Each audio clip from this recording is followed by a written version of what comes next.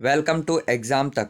आज है 12 अक्टूबर और 12 अक्टूबर 2021 के सभी मोस्ट इम्पोर्टेंट करंट अफेयर्स के क्वेश्चंस हम लोग इस वीडियो में लाने वाले हैं।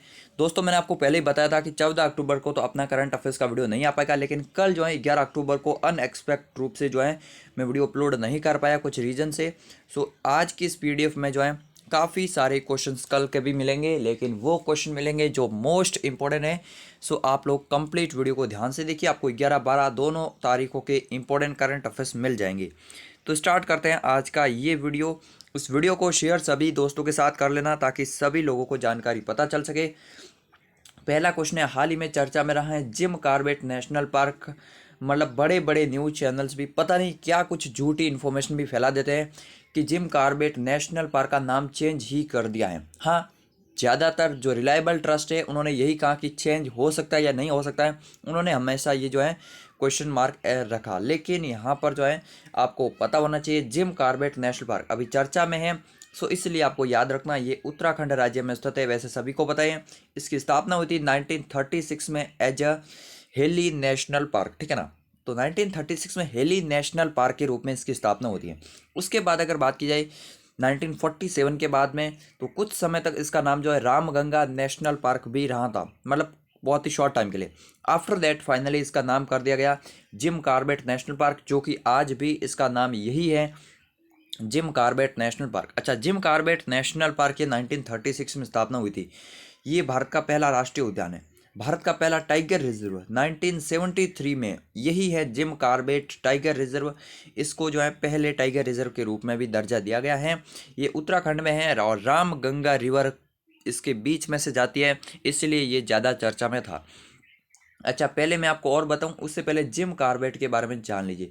ये जिम कॉर्बेट आखिर है कौन, क्यों नाम रखा है। जिम कॉर्बेट एक अंग्रेज थे जो लोकल अगर बात के कुमायूं क्षेत्र और इस जो अभी जो जिम कॉर्बेट नेशनल पार्क है इस क्षेत्रों में रहते थे। उन्होंने अपना पूरा बचपन यहीं पर गुजारा है और वो अब पहले जो है पोस्टमैन के तौर पर काम करते थे, फिर रेलवे में उन्होंने जॉब की। उसके बाद उन्होंने जो है वो सेना में भी शामिल हुए। उत्तराखंड से हजारों युवाओं को लेकर जो है वर्ल्ड वॉर फर्स्ट में वो भाग लेने गए और उसके बाद उनको जो है मेजर की उपाधि भी दी गई। तो उन्होंने मतलब इस क्षेत्र में लगातार इस क्षेत्र से जुड़े रहे, काफ़ी कुछ इस क्षेत्र में उन्होंने जो है काम किया है और वो काफ़ी प्रसिद्ध भी हो गए थे। वो रोज़ इस जंगल के आसपास में रहते थे, यहाँ से आते जाते थे।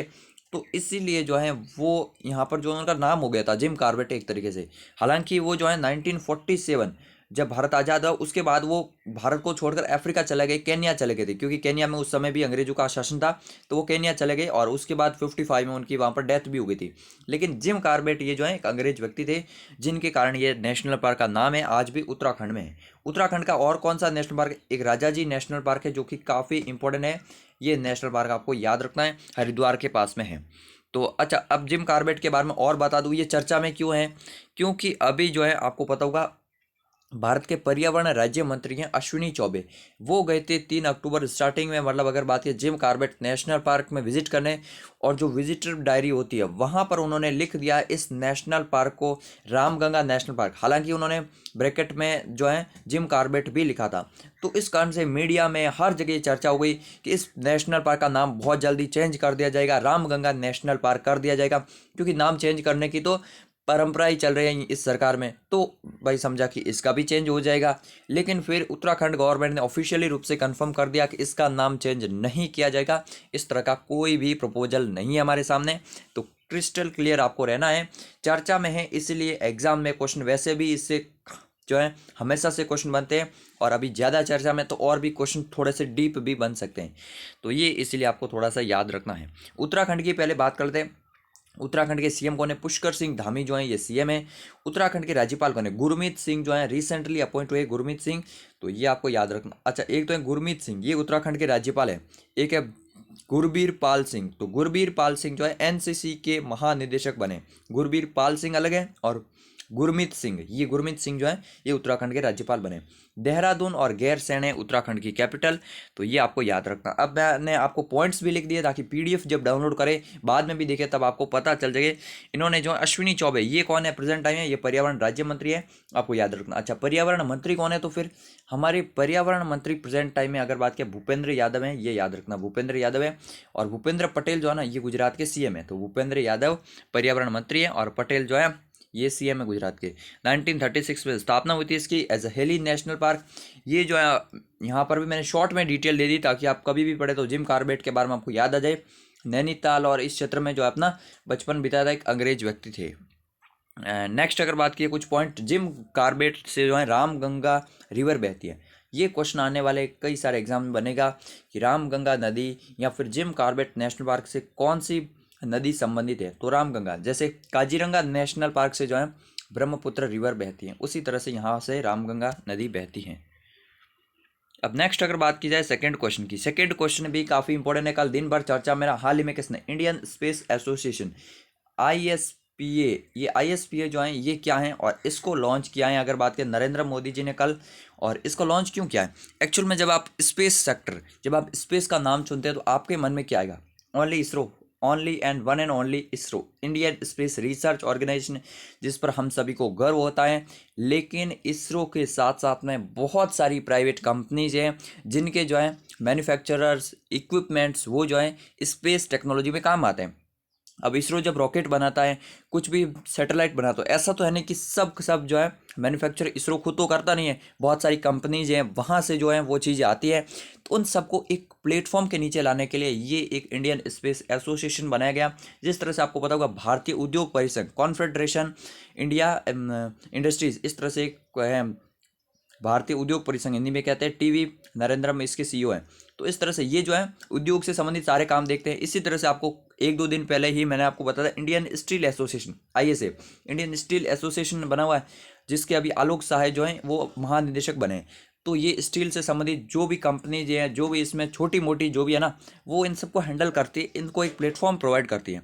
तो इसी तरह से इंडियन स्पेस एसोसिएशन अभी इसका जो है लॉन्च किया नरेंद्र मोदी जी ने। स्पेस सेक्टर में और भी ज़्यादा प्राइवेट कंपनीज को जो है अपॉर्चुनिटी देने के लिए ये लॉन्च किया है। और इसके जो है पहले महानिदेशक बने अतुल भट्ट। तो अतुल भट्ट के बारे में भी याद रखना, पहले इसके जो है डायरेक्टर जनरल बन चुके हैं। ये रिटायर्ड आर्मी से हैं, तो आपको याद भी रखना इनका नाम। वैसे भी अटल जो है अतुल भट्ट हैं ISPA के पहले अध्यक्ष कह सकते हैं आप लोग। एंड के सिवान इसरो के हैं जगन मोहन रेड्डी, आंध्र प्रदेश के CM हैं। अब इसके बारे में मैं आपको अगर शॉर्ट में बताऊं, ये जो है मैंने इंडियन एक्सप्रेस आर्टिकल से लिया है एजिटिक्स, और ये 5 लाइनों से आपको काफ़ी कुछ इसमें पता चल जाएगा। वैसे ज़्यादातर जो शॉर्ट समराइज्ड रूप है वो मैंने आपको पहले ही बता दिया क्यों बनाया है। सभी जो स्पेस से संबंधित रिलेटेड कंपनीज है उनको एक प्लेटफॉर्म के तहत लाना, उनको जो है और ज़्यादा इन्वेस्टमेंट के लिए प्रोत्साहित करना। इंडियन स्पेस एसोसिएशन की अगर बात की, ये फॉर्मली लॉन्च कर दिया गया प्राइम मिनिस्टर नरेंद्र मोदी जी के द्वारा। एंड ये जो है अगर बात की इंडस्ट्री बॉडी रिप्रेजेंटिंग होगी for the various stakeholders in Indian space domain. और बहुत सारी जो है फॉरेन कंपनीज भी अब यहाँ पर आएगी इंडियन स्पेस सेक्टर में इंटरेस्ट जगाने के लिए। आप लोगों ने देखा होगा इसरो में ने साथ में भारतीय एयरटेल भी मिलेगा, वन वेब ये एयरटेल का, ये सुनील भारती मित्तल का, टाटा का मिलेगा आपको, नेल्को, L&T, मैप माई इंडिया, और भी बहुत सारी कंपनीज है जो इन सब में काम करती है। तो इसीलिए आपको ये थोड़ा सा इम्पोर्टेंट भी याद रखना होता है। तो ठीक है, ये क्लियर हो गया इंडियन स्पेस एसोसिएशन के बारे में। अब आपको जो है कुछ शब्द पता होना चाहिए कि हाँ ये लाइनें आपको याद रखनी है। नेक्स्ट थर्ड क्वेश्चन, जल शक्ति मंत्रालय ने हाल ही में एक रिपोर्ट जारी की है जिसके अनुसार सबसे स्वच्छ नदी जो है ना ये उमघोट नदी है। उमघोट नदी जो है ये कहाँ पर बहती है, कहीं से भी क्वेश्चन घुमाकर बन सकता है। ये मेघालय में नदी बहती है जिसको अभी जल शक्ति मंत्रालय के अनुसार ये सबसे क्लीनेस्ट रिवर है इंडिया की। अभी रिसेंटली जो है जल शक्ति मंत्रालय के अनुसार ये रिपोर्ट जारी हुई है। तो उमघोट नदी के बारे में आपको याद रखना, मेघालय में स्थित है। जल शक्ति मंत्रालय की अगर बात करें 2019 में इसका गठन किया गया था। एंड इसके पहले मंत्री कौन है, गजेंद्र सिंह शेखावत हैं। तो गजेंद्र सिंह शेखावत पहले हैं और अभी भी वही मंत्री हैं। मेघालय की अगर बात करें, शिलोंग मिलेगी आपको कैपिटल, ये याद रखना शिलोंग कैपिटल है। एंड कोनराड संगमा जो है ना, कोनराड संगमा मेघालय के प्रेजेंट टाइम में CM है। एंड मेघालय के प्रेजेंट टाइम में राज्यपाल कौन है, सत्यपाल मलिक जो है ये प्रेजेंट टाइम में मेघालय के राज्यपाल है। इसके अलावा अगर बात की है गारो, खासी, जयंतिया, ये तीनों याद रखना, गारो, खासी और जयंतिया, ये तीनों जो है पहाड़ियाँ भी है और तीनों जनजातियाँ भी मिलेगी आपको इन्हीं पहाड़ियों पर। तो गारो, खासी, जयंतिया किसी भी पूछ ले तो ये सब मेघालय से ही संबंधित है। काफ़ी बार क्वेश्चंस बनते हैं इनसे संबंधित। नेक्स्ट अगर बात की जाए यहाँ पर जो है चौथे क्वेश्चन की, फोर्थ क्वेश्चन है, हाल ही में किसकी संपत्ति जो है $100 बिलियन पार कर चुके हैं और ये जो है 11वें सबसे अमीर व्यक्ति बन चुके हैं विश्व के। मतलब पिछली साल लगभग शायद इनका 13वां नंबर था और अभी 11वें पर पहुंच चुके हैं। नाम तो आपको पता ही होगा, मुकेश अंबानी, ठीक है ना। रिलायंस इंडस्ट्रीज के चेयरमैन जो मुकेश अंबानी है वो अभी वर्ल्ड में 11वें नंबर पर पहुंच चुके हैं। और 11वें नंबर पर पहुंचने के साथ साथ एक और रिकॉर्ड है कि अब जो है $100 बिलियन का आंकड़ा पार कर चुके हैं। पिछली साल शायद जो है $80 आसपास, मतलब 80 मिलियन डॉलर के आसपास में था और अभी जो है फाइनली मतलब $80 बिलियन था ये, ठीक है ना। 80 मिलियन तो बहुत छोटा हो जाएगा, तो 100 मिलियन का आंकड़ा पार कर लिया ये। और ये आंकड़ा पार करने वाले जो है पहले भारतीय भी है और यहाँ इनके साथ साथ जो है अभी जस्ट 11वें हैं। इनसे पहले कौन है तो आपको पता होगा, Jeff Bezos, Elon Musk, Larry Page, ये सब जो है ना इनसे पहले है। इनका नंबर अभी 11वां है, तो ये आपको थोड़ा सा याद रखना है, काफ़ी ज़्यादा आती है। अच्छा, ये किसकी रिपोर्ट है? ब्लूमबर्ग की एक रिपोर्ट आई है। तो ब्लूमबर्ग की रिपोर्ट के अनुसार इनकी अभी संपत्ति जो है 100 बिलियन क्रॉस कर चुकी है। वैसे काफ़ी सारी अलग अलग जो है ऑर्गेनाइजेशन होती हैं वो रिपोर्ट जारी करती है, रिसेंट में ये आई है। नेक्स्ट है जीआई टैग से संबंधित, काफ़ी ओल्ड क्वेश्चन है, 6-7 दिन हो गए हैं लेकिन मैं क्वेश्चन को ले नहीं पा रहा था, आज मैंने फाइनली इसको इंक्लूड कर लिया है। किस राज्य के रायगढ़ जिले के अलीबाग के सफ़ेद प्याज को जीआई टैग मिला? भाई साहब, सफ़ेद प्याज, बिल्कुल वाइट प्याज है, इसको छीलने से आपके आंखों में से आंसू नहीं आएंगे, ठीक है ना, समझ रहे हैं ना। तो ये अलीबाग का है। अलीबाग कहाँ पर मिलेगा आपको? रायगढ़ जिले में, और रायगढ़ जिले अब मिलेगा आपको इन द महाराष्ट्र। तो सीधा आपको याद रखना कि कहाँ के सफ़ेद प्याज है, तो महाराष्ट्र का सफ़ेद प्याज है। क्योंकि इतना डीप अगर आपको पूछेंगे भी अलीबाग वगैरह तो आपको याद आ जाएगा सफ़ेद प्याज देखते ही। तो सफ़ेद प्याज सीधे याद रखना महाराष्ट्र का है, जिसको जीआई टैग मिला है हाल ही में। आपको याद रखना, एक चावल को भी मिला है, वो मैं आपको अभी बताऊंगा। तो रायगढ़ जिले के अलीबाग को सफ़ेद प्याज को जो है अभी जीआई टैग मिला है। रिसेंट में जीआई टैग कौन सा मिला? एक वाइन है कुछ करके, ठीक है ना, वो असम की वाइन है, उसको भी अभी जीआई टैग मिला है। राजस्थान की सोजत मेहंदी को जो है जीआई टैग मिला है। साथ में नागालैंड की नागा कुकुम्बर को जीआई टैग मिला है। और मणिपुर की अगर बात की तो एक ऑरेंज है, और साथ में मणिपुर की अगर बात की जाए ऑरेंज के साथ में एक दो और है, उसको भी जीआई टैग मिला। अभी मुझे पूरी लिस्ट याद नहीं है क्योंकि यार पूरी लिस्ट याद रखना भी एकदम से मतलब पॉसिबल नहीं होता है, धीरे धीरे आपको रिवाइज करने से हो जाएगा। मैं क्या करने वाला हूँ, अभी 15 अक्टूबर के बाद आपको जो है वेबसाइट पर आर्टिकल्स मिलेंगे, 2.0 पर वीडियोस मिलेंगे इसी तरह के टॉपिक वाइज, जैसे इंडेक्स एंड रैंकिंग हो गया, जीआई टैग्स हो गए, ब्रांड एम्बेसडर्स हो गए, जो लेटेस्ट अपॉइंटमेंट है, साथ साथ में सब्जेक्ट वाइज जो वीडियो है पॉलिटी वगैरह के, वो तो आपको आते ही रहेंगे। तो इस तरह से आपको अभी क्विक रिवीजन हो जाएगा। 15 अक्टूबर के बाद वीडियोज लेटेस्ट, मतलब हर दूसरे दिन आपको वहाँ पर वीडियोज मिलेगी, तो आपको बहुत जल्दी ये सब कवर अप करवा दूंगा। बाकी डेली करंट अफेयर्स में ये आपको याद रखना, रिसेंट वाले सभी के सभी जीआई टैग। तो ये अभी हो गया, ये आप लोग देख पाएंगे इस तरह का है सफ़ेद प्याज जो कि है अलीबाग का, जिसको अभी रिसेंट में जीआई टैग मिला है, ज्योग्राफिकल इंडिकेटर। यहाँ पर आप लोग देख पाएंगे महाराष्ट्र के पालघर की वाडा कोलम चावल को, तो एक और चावल है, ठीक है ना, कहाँ का चावल है ये महाराष्ट्र के पालघर की वाडा कोलम चावल को, ये चावल हैं जो कि पालघर का है महाराष्ट्र का, उसको भी जीआई टैग मिला, दोनों को साथ में। तो चावल और प्याज ऐसे याद रख लो, चावल और प्याज जो है सबसे ज़्यादा महाराष्ट्र के हैं, तो वहाँ पर जो है इनको जीआई टैग मिल चुका है। अब उसके बाद आपको याद रखना है कि सफ़ेद प्याज हैं और चावल कौन से, वाडा कोलम चावल हैं।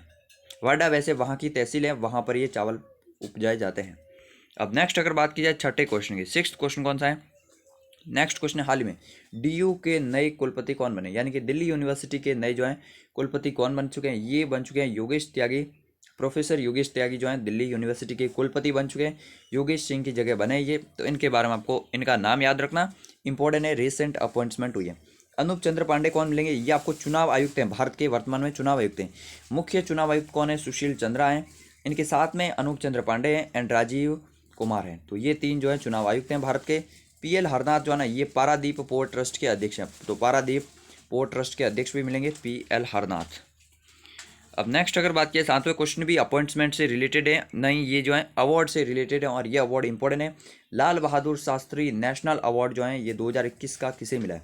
तो 2021 का लाल बहादुर शास्त्री जो है नेशनल अवार्ड ये मिला, अगर बात की जाए रणदीप गुलेरिया को। तो रणदीप गुलेरिया आपको याद रखना है, ये कौन है? एम्स के डायरेक्टर हैं, ठीक है ना, all India institute of medical science AIIMS के डायरेक्टर मिलेंगे रणदीप गुलेरिया। साथ में अगर बात की जाए ये जो है श्वसन रोग से संबंधित मतलब जो है अगर बात की जाए जो लंग्स से संबंधित ये जो है डॉक्टर स्पेशलिस्ट हैं एंड ये एम्स के डायरेक्टर भी हैं। एम्स के डायरेक्टर आपको ज़्यादा याद रखना रणदीप गुलेरिया को जो है ये लाल बहादुर शास्त्री नेशनल अवार्ड मिला है। किसने दिया है? तो वाइस प्रेसिडेंट वेंकैया नायडू ने दिया है। कुछ ही दिन पहले वी सरस्वती को मिला था Florence Nightingale of the award, वो भी याद रखना है। बाकी वेंकैया नायडू ने दिया है। कुलदीप सिंह कौन है? सीआरपीएफ के प्रेजेंट टाइम में हेड है, तो सीआरपीएफ के हेड हैं कुलदीप सिंह। लाल बहादुर शास्त्री के बारे में भारत के दूसरे प्रधानमंत्री थे जब अगर बात की जाए पंडित नेहरू की डेथ के बाद 1964 में बने थे एंड 66 के स्टार्टिंग में ये चले गए थे। ताशकंद में समझौता जो हुआ था ना, उस समय यूएसएसआर का पार्ट था, आज उज्बेकिस्तान की कैपिटल है ताशकंद।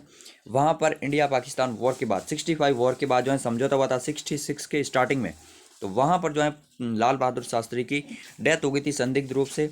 लाल बहादुर शास्त्री की अगर बात की जय जवान जय किसान नारा जो है ना, ये इन्होंने दिया था। जय जवान जय किसान का नारा कई एग्जाम में पूछा जा चुका है कि ये नारा किसका है, तो ये लाल बहादुर शास्त्री का है। अगर बात करें शांति स्थल जो है इनकी समाधि स्थल को कहते हैं, तो ये भी याद रखना शांति स्थल जो है ये इनकी समाधि को कहते हैं। काफ़ी सारे आपको याद रखना लाल बहादुर शास्त्री के बारे में। नेक्स्ट अगर बात की जाए 8वें क्वेश्चन की, हाल ही में कितने सारे जो हैं देश के, एक सेकेंड, नेक्स्ट अगर बात की जाए यहाँ पर जो है हाल ही में कितने सारे जो हाई कोर्ट से उनके चीफ जस्टिस को बदला गया, ट्रांसफर्स कर दिए बहुत सारे हाई कोर्ट्स के। अब मैं आपको यहाँ पर लिस्ट बता दूंगा, लेकिन आपको भी पता है एक बार लिस्ट देखने से आपको याद नहीं होगा, तो इसका जो है स्क्रीनशॉट खींच सकते हैं या फिर 2-3 दिन बाद जो है 15 अक्टूबर के बाद जब अपनी वीडियो सीरीज स्टार्ट होगी तो उसमें ये भी रिसेंट अपॉइंटमेंट में हाई कोर्ट के सभी चीफ जस्टिस लेंगे क्योंकि अभी 13 वेरियस हाई कोर्ट्स के चीफ जस्टिस चेंज हो चुके हैं। हाई कोर्ट में जजेस तो बहुत सारे हो सकते हैं, लेकिन चीफ जस्टिस जो हैं वो अभी जो है 13 अलग अलग हाई कोर्ट्स के चेंज हो चुके हैं। सो आपको इसीलिए याद रखना है। अभी मैं आपको लिस्ट एक बार बताऊंगा, काफ़ी इंपॉर्टेंट लिस्ट है ये सभी। ये आप लोग यहाँ पर देख पाएंगे जो AK कुरैशी हैं, ये त्रिपुरा हाई कोर्ट के चीफ जस्टिस थे जो कि अभी जो है राजस्थान हाई कोर्ट में आ चुके हैं। फिर इंद्रजीत मोहंती थे जो राजस्थान से त्रिपुरा चले गए। तो इनका जो है अगर बात की जाए ऐसे ही बहुत सारे हाई कोर्ट चीफ जस्टिस का ट्रांसफ़र हुआ है। AK कुरैशी को त्रिपुरा से राजस्थान, इंद्रजीत मोहंती को राजस्थान से त्रिपुरा। नेक्स्ट अगर बात की है राजेश बिंदल, कोलकाता हाई कोर्ट जो पश्चिम बंगाल का हाई कोर्ट है वहाँ से इनको जो है इलाहाबाद हाई कोर्ट ट्रांसफ़र कर दिया गया है। इलाहाबाद हाई कोर्ट में सबसे ज़्यादा मतलब जजेज हैं किसी भी हाई कोर्ट में। फिर अगर बात की सतीश चंद्र शर्मा को कर्नाटका हाई कोर्ट से तेलंगाना हाई कोर्ट में ट्रांसफ़र कर दिया। प्रकाश श्रीवास्तव को मध्य प्रदेश हाई कोर्ट से कोलकाता हाई कोर्ट में ट्रांसफ़र कर दिया। RV मल्लीमत को हिमाचल प्रदेश हाई कोर्ट से मध्य प्रदेश हाई कोर्ट में ट्रांसफ़र कर दिया। मोहम्मद रफ़ीक जो मध्य प्रदेश हाई कोर्ट के CJI थे उनको जो है हिमाचल प्रदेश में ट्रांसफ़र कर दिया। प्रशांत कुमार मिश्रा छत्तीसगढ़ से जो है इनको आंध्र प्रदेश ले जाया गया और AK गोस्वामी आंध्र प्रदेश से छत्तीसगढ़ इनको ले जाया गया। 3 और हैं यहाँ पर, 3 या 4 और नाम हैं जिनको मतलब जो है जस्टिस थे, मतलब वो न्यायाधीश थे और उनको चीफ जस्टिस अपॉइंट किया गया। अभी मैं आपको अगली लिस्ट में बता दूंगा। टोटल 13 थे। सही बात बताऊँ ना तो ये क्वेश्चन कल के वीडियो में आने वाला था और ये जब क्वेश्चन अपॉइंटमेंट का आया ना तो बहुत सारी न्यूज़ साइट, मैंने द हिंदू, इंडियन एक्सप्रेस, इन तमाम सारी साइट्स को मतलब खंगाल डाला, लेकिन सही से लिस्ट में नाम ही नहीं मिले। इतने मुश्किल से लगभग आधे घंटे से ज़्यादा रिसर्च करने के बाद ये नाम मिले। तो मैं क्या चाहता हूँ अपनी एग्ज़ाम तक की जो वेबसाइट है ना वहाँ पर इस तरह के लिस्ट वाइज आपको ईजी डेटा अवेलेबल करवाऊँ ताकि किसी भी स्टूडेंट के लिए यही होता है। अब आप लोग पूरा मतलब 1-2 हज़ार वर्ड का आर्टिकल पढ़ो और उसमें आपको यही नाम मिले और इतने कन्फ्यूजिंग नाम मिलेंगे, मतलब कन्फ्यूजिंग इन द सेंस कि पैराग्राफ में दे रखे हैं, कोई लिस्ट में नहीं दे रहा। अगर लिस्ट में है तो आप लोग कभी भी रिवाइज भी कर सकते हैं। जैसे अभी आपको ये याद करने की जरूरत नहीं है ओल्ड हाई कोर्ट नहीं, अभी आपको जो है मैं जो अगला वीडियो इन चीफ जस्टिस पे वीडियो आएगा उनमें सिर्फ आपको AK Qureshi Rajasthan high court, Indrajit Mohanty Tripura high court, इस तरह से मैं आपको याद करवाने वाला हूँ। ये लिस्ट वाइज ही आपको याद रहेंगे, ऐसे कैसे याद रह जाएंगे। तो एग्जाम तक की वेबसाइट पर बहुत ही अच्छा कंटेंट आने वाला है सभी स्टूडेंट फ्रेंडली के लिए। वैसे ऑलरेडी 60 से 70 पोस्ट वहाँ पर अवेलेबल हैं, आप लोग पढ़ सकते हैं। राजनीति विज्ञान की बहुत सारी मैक्सिमम पोस्ट अवेलेबल हैं। नेक्स्ट अगर बात की जाए तो यहाँ पर जो है अरविंद कुमार, ये गुजरात हाई कोर्ट के नए CJI बन चुके हैं। एक सेकेंड, हाँ, एंड ऋतु राज अवस्थी जी ये जो है कर्नाटका हाई कोर्ट के नए जस्टिस बन चुके हैं। 2 और हाई कोर्ट के थे वो अभी अपडेट नहीं हुए, काफ़ी सारी मैंने वेबसाइट को खंगाला, जो वो वीडियो आएगा उसमें जो है 28 जो 25 हाई कोर्ट है सभी उनके सभी की लिस्ट मैं आपको अवेलेबल करवा दूंगा। वैसे देश में अभी 25 ही हाई कोर्ट है, काफ़ी सारे जैसे नॉर्थ ईस्ट में काफ़ी सारे स्टेट के जो हाई कोर्ट है वो गुवाहाटी हाई कोर्ट में ही लगते हैं। अंडमान निकोबार का हाई कोर्ट कहाँ पर मिलेगा आपको? Kolkata high court. लक्षद्वीप का जो केरला का हाई कोर्ट है वहाँ पर इनका जो है न्यायिक क्षेत्र है। तो इस तरह से यहाँ पर जो है बटा हुआ है, क्योंकि छोटे छोटे जगहों के लिए हाई कोर्ट नहीं दे सकते आप। लद्दाख का जो हाई कोर्ट है वो जम्मू कश्मीर के साथ में ही, अलग से नहीं है। लेकिन 25वां हाई कोर्ट कौन सा है? अमरावती का जो हाई कोर्ट है 25वां, वो अभी 25वां न्यू हाई कोर्ट है भारत में। अब नेक्स्ट अगर बात करें नाइन्थ क्वेश्चन की, नाइन्थ क्वेश्चन है हाल ही में विश्व मानसिक स्वास्थ्य दिवस, ये अगर बात की world mental health day, world mental health day कब मनाया जाता है? ये मनाया जाता है अगर बात की जाए 10 अक्टूबर को। आपको याद रखना है 10 अक्टूबर को जो है मेंटल हेल्थ डे मनाया जाता है। काफ़ी इंपॉर्टेंट क्वेश्चन है, कई बार एग्जाम्स में बन चुका है। 9 अक्टूबर को कौन सा डे मनाया जाता है? ये विश्व डाक दिवस है। 8 अक्टूबर को अपना एयरफोर्स डे था। ये सभी के सभी आपको डे याद रखने होते हैं। 10 अक्टूबर को विश्व मानसिक स्वास्थ्य दिवस था। ये जो है यूएन के द्वारा मनाया जाता है, 1992 से स्टार्ट हुआ है। और 2021 में इसकी थीम क्या है? Mental health in an unequal world, यानी कि एक असमान विश्व है, यानी कि सभी के लिए समान नहीं है। तो असमान विश्व के लिए जो है मेंटल हेल्थ किस तरह की समस्याएं हैं, ये इसकी थीम थी। आपको याद रखना थोड़ा सा। 1992 से मनाया जाता है यूएनओ के द्वारा, और विश्व मानसिक स्वास्थ्य के लिए भी एक ऑर्गेनाइजेशन बना हुआ है। दोनों मिलकर जो है इस डे को सेलिब्रेट करते हैं। नेक्स्ट है 10वां एंड आज का लास्ट क्वेश्चन। अरविंद त्रिवेदी जी का डेथ हो गई। ये भी इनकी डेथ भी 6-7 दिन हो गए शायद, लेकिन अभी मैं आज क्वेश्चन इनका डाल रहा हूँ। इनके बारे में कौन सा कथन सत्य है? रामानंद सागर की जो रामायण आई थी ना, पिछली बार लॉकडाउन में जो रामायण आई थी ना, ऐसे याद रख लो। बाकी रामानंद सागर की रामायण पहले किसी ने नहीं देखी थी शायद आप में से, लेकिन जब पिछली साल लॉकडाउन में आई थी तो मैक्सिमम लोगों ने देखी भी थी। तो रामायण में रावण की जो भूमिका है ये इन्होंने निभाई थी। जो रावण था ना, अभी मैं आपको फोटो भी दिखाऊंगा, तो ये इनकी भूमिका थी अरविंद त्रिवेदी की, जिनकी अभी डेथ हो गई है। ये रामानंद सागर की जो ये रामायण सीरियल है ना, कब आई थी? 1987 में आई थी। मतलब कितनी ओल्ड है आप लोग सोच सकते हैं। 1987 में लाई थी इन्होंने। और उसके बाद ये जो है अगर बात करें 96 से जो है ये बने थे लोकसभा सांसद साबरकांठा से, गुजरात से। एंड केंद्रीय फिल्म प्रमाणन बोर्ड 2002 के आसपास में जो है सेंसर बोर्ड के भी अध्यक्ष रह चुके हैं, कार्यकारी अध्यक्ष। उपरोक्त सभी बिल्कुल करेक्ट हैं। रामायण में रावण रह चुके हैं, साबरकांठा से लोकसभा सांसद रह चुके हैं, और सेंसर बोर्ड के भी अध्यक्ष रह चुके हैं। सो ये इसलिए आपको थोड़ा सा इनकी डेथ भी याद रखना। वैसे घनश्याम ओझा की भी डेथ हो गई थी, वो नट्टू काका थे ना, इनके साथ में इनके जस्ट एक दिन बाद इनकी भी डेथ हो गई। तो याद रखना, ये देख सकते हैं आप लोग, ये रावण के रूप में फोटो है और ये इनका नॉर्मल फोटो है। नेक्स्ट अगर बात की, अब पूछता हूँ मैं आपको आज का क्वेश्चन का आंसर करने से पहले आप सभी लोगों से रिक्वेस्ट है, वीडियो को लाइक कर देना, शेयर कर देना। चैनल को सब्सक्राइब नहीं किया तो यार क्या कर रहे हो, जल्दी से सब्सक्राइब कर लो। आज का क्वेश्चन ये है, एयर इंडिया, कल मतलब कि परसों के वीडियो मैंने आपको कंप्लीट डिटेल दी थी एयर इंडिया के बारे में। आप लोगों को ज़्यादा नहीं आता ना, तो यही लिख लीजिए कि एयर इंडिया को अभी किसने खरीदा है और कितने हजार करोड़ में खरीदा है। काफ़ी इंपॉर्टेंट आंकड़ा है ये, तो ये सब लिखिएगा कमेंट बॉक्स में। ज़्यादा जानकारी है तो ज़्यादा जानकारी लिखिएगा। यही था आज का वीडियो। जय हिंद, जय भारत।